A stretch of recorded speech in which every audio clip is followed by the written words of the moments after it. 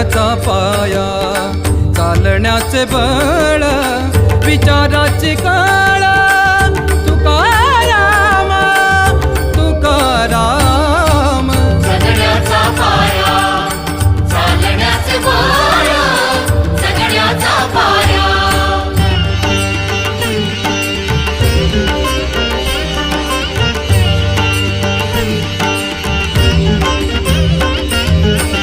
शब्दांचे इमान, अक्षरांचे रान, शब्दांचे इमान, अक्षरांचे रान, अभंगाचे